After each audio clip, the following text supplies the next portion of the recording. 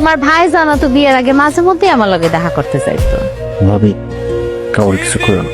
পাগল, আমি কি লেও কইতে যাবো? তোমার ভাই জানছে আগে যাইতো আমার লগে দেখা করতে, তুমি কি কাউরে কিছু করছো? তাহলে ভাবি তুমি এখন আমার ঋণ শোধ করো। আমি নাইলে ঋণ শোধ করলাম, কিন্তু যারে ভালোবাসো সে কি ঋণ শোধ করবো? পয়সা লাগো কিন্তু কখনোই এই কথা কয় না। আব্বা আম্মা রাজি না হইলে পয়সা লাগো হাত ধইরা পলায়া যায়। এখন তুমি বলো, শ্রুতি কি তোমার লগে পলায় যাইতো? আরে আরে তুমি চলে যেতেছো কে? মায়া মানুষকে আমি নাকি তুমি?